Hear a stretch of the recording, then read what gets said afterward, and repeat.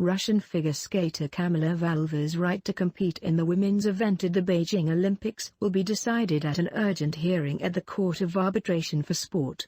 The International Testing Agency, on behalf of the IOC, said Friday it would fight a decision by Russia's anti-doping agency to allow the 15-year-old Valieva to skate. The Russian agency had provisionally banned Valieva this week because she failed a doping test in December. Valieva is the heavy favorite in her event, which begins Tuesday after setting world record scores this season and landing the first quad jump by a woman at an Olympics. The ITA confirmed reports that Valieva tested positive for the banned substance trimetazidine at the Russian National Championships in St. Petersburg 6 weeks ago.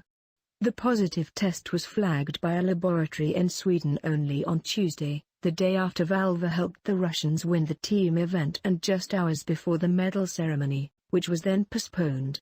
Whether the Russians will lose their gold medal in the team event will be decided later.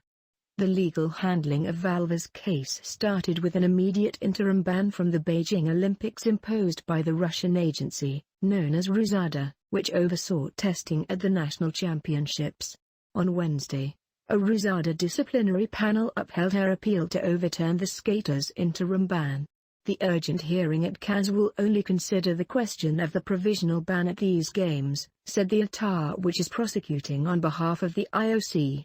The IOC will exercise its right to appeal and not to wait for the reasoned decision by a RUSADA, because a decision is needed before the next competition the athlete is due to take part in, the testing agency said. Though Valieva is at the heart of the case, as a 15-year-old she has protections in the sports rulebook, the World Anti-Doping Code. Under these guidelines she could ultimately receive just a simple reprimand. When a minor is implicated in doping rules violations, the focus of the mandatory investigation turns to her entourage, such as coaches and team doctors. We have 100% policy against doping. And clearly, we will pursue all doping cases to the end, IOC spokesman Mark Adams said. But clearly in this specific case, it is an active case, and we are waiting for it to be fully seen to the end, and it would be wrong of anyone to make any comment on this, actually particularly because we are talking about a case of a minor, a protected person. I think people need to be a little bit careful with their kind of wild speculation on an active case. Valieva will likely be disqualified from her Russian national title in December but could still be cleared to compete in Beijing next week.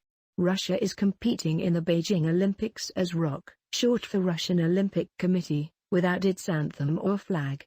That's because of the fallout from years of doping disputes including steroid use and cover-ups at the 2014 Winter Olympics, which Russia hosted.